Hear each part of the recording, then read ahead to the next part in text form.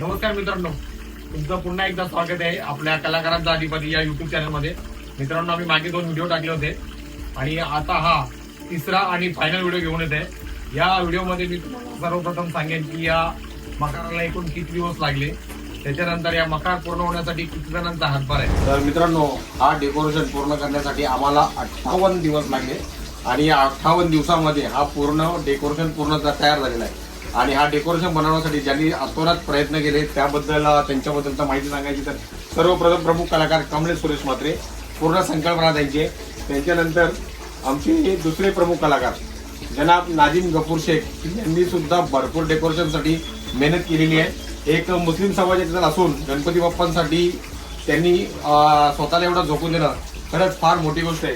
त्याच्यानंतर मी स्वतः निलेश म्हात्रे, माझा मोठा भाऊ मंगेश म्हात्रे, आमचे मोठे दादा राजूदादा म्हात्रे, आमचे वैद्यकीय सल्लागार सचिन डॉक्टर, आमच्या घरातील ज्येष्ठ नागरिक एकनाथ दादा, गौरव म्हात्रे, रोहित म्हात्रे, जय म्हात्रे, रोनित म्हात्रे, मयूर म्हात्रे, अमन चव्हाण, शोएब शेख व माझा मुलगा स्वरूप म्हात्रे या सर्वांचाही हातभार हा डेकोरेशन पूर्ण करण्यासाठी आहे.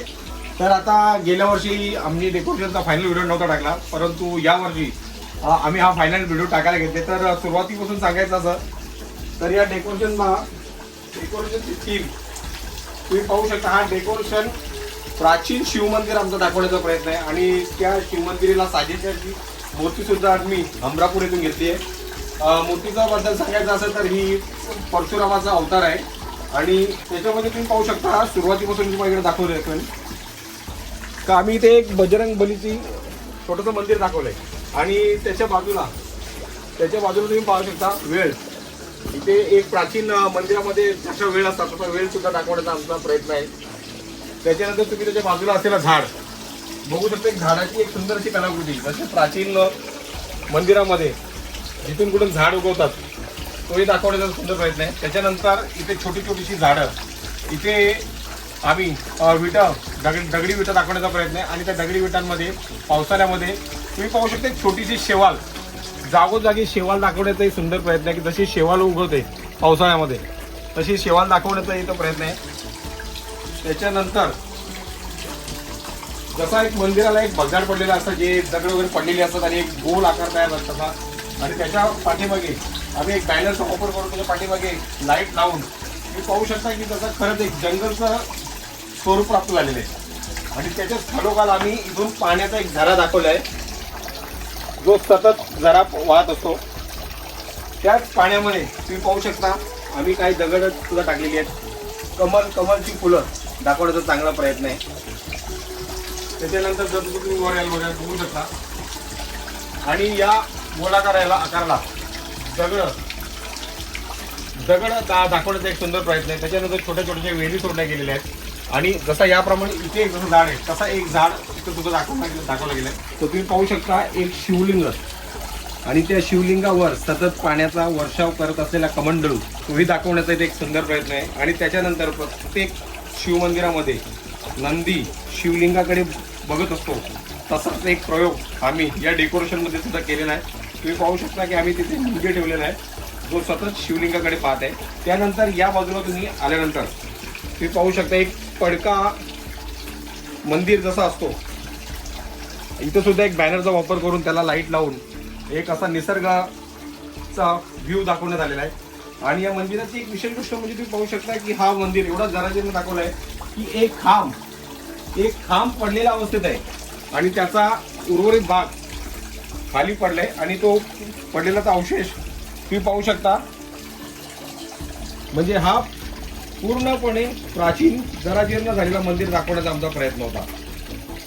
आणि या साईडला सुद्धा तुम्ही पाहू शकता आम्ही छोट्या छोट्या वेळी दाखवण्याचा प्रयत्न योग्य प्रयोग केलेला आहे. आणि या डेकोरेशन थीम चूज करायचं सर्वात महत्वाचं कारण म्हणजे आमच्या या गणेशोत्सवातला यावर्षी 50 वर्ष पूर्ण झालेले आहेत.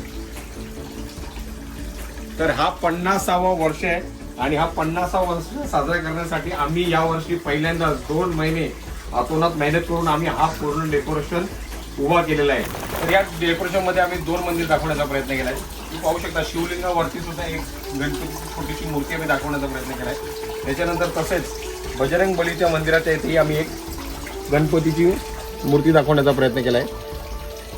आणि वर महत्वाची गोष्ट म्हणजे वर हा जो टेरेसचा भाग आहे तुम्ही पाहू शकता, याला सुद्धा आम्ही योग्य तो न्याय देण्याचा प्रयत्न केला. हा पण एक बॅनरच आहे, परंतु या बॅनरच्या आतमध्ये लाकडी बडी मोठी फ्रेम आहे आणि त्या फ्रेमला आम्ही बॅनर चिपकवलेला आहे आणि त्याच्या आतमध्ये लाईट सोडलेले आहे. त्याच्यामुळे तुम्ही याचा व्ह्यू बघू शकता. आता मित्रांनो यावेळेला आम्ही मंदिरामध्ये तुम्ही पाहू शकता आम्ही एक बसण्याची एक जागा बनवली आहे, जिथे गणेश भक्त येऊन फोटो काढण्याचं त्यांना मोह आवरत नाही. तर आम्ही ही जागा सुद्धा त्यासाठीच बनवली आहे की जसे आपण मंदिरात बसून पूर्ण मंदिराचा देखावा बघतो, तसाच एक आमचा इथला प्रयत्न आहे की मंदिरात इथे आपण बसून स्वतः मंदिरामध्ये काय काय बनवलेलं आहे याचा तर पूर्णपणे मंदिर बसून पाहता यावा यासाठी आम्ही तुम्ही पाहू शकता इथे पायऱ्या सुद्धा बनवल्या आहेत आणि गणेश भक्त इथे येऊन बसून फोटोज काढतात व पूर्ण मंदिर आपल्या डोळ्यामध्ये सामावून घेण्याचा प्रयत्न करतात.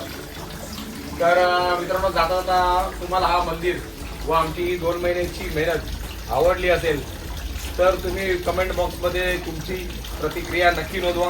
तर हा व्हिडिओ मी तो एंड करत आहे आणि हा व्हिडिओ आवडला तर माझ्या explore with Nilesh Madre YouTube चॅनलला सबस्क्राईब करा. व्हिडिओ आवडला तर व्हिडिओ लाईक करा आणि ज्यांना कोणा ही व्हिडिओ असे मकर बनवायचे असेल त्यांच्यापर्यंत हा मकर शेअर करा. गणपती बाप्पा मोरया! मूर्ती मोरया!